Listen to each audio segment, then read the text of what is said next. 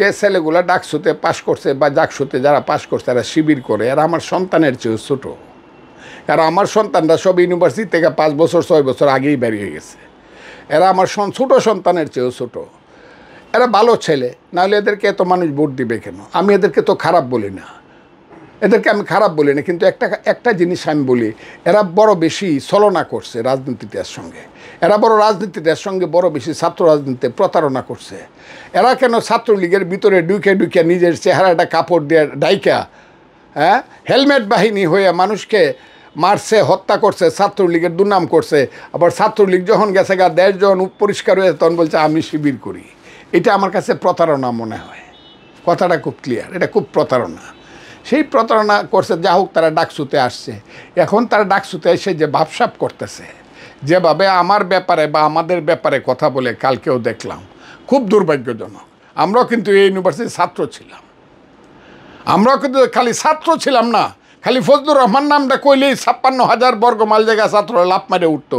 যারে চট্টগ্রাম কলেজে নাকি, মিরেশ্বরাই কলেজে নাকি, নিজামপুর কলেজে নাকি, কক্সবাজার কলেজে নাকি, সিলেটের এমসি কলেজ মদনমোহনে নাকি ফজলুর রহমান আইতেছে, সুনামগঞ্জ কলেজে নাকি ফজলুর রহমান আইতেছে, Anandamohan college, BM college, BL কলেজে, রাজশাহী ইউনিভার্সিটিতে নাকি ফজলুর রহমান আসতেছে।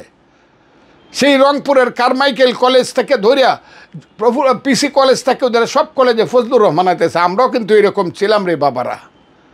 ডাকসুর বিপি হয় নাই, কপালে নাই, কারণ আমার আওয়ামী লীগ দলের নেতাদের চক্রান্তের কারণে আমি কোনো সময় ডাকসুতে বিপি নমিনেশন পাই নাই। পাইলে কি হইতো জানি না, বিপি হই নাই, কিন্তু অনেক বিপি বানাইছি, বাংলাদেশে অনেক কিছু বানাইছি।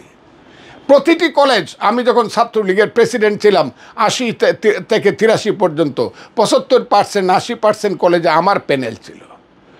বাবারা তোমরা এক করে ডাকসুর নেতা হই, আমরা এইরকম বকাবকি, মাপ চাও, আমাদের নাকি চিকিৎসা করণ লাগবে, এগুলো বলতেছো কেন বাবারা?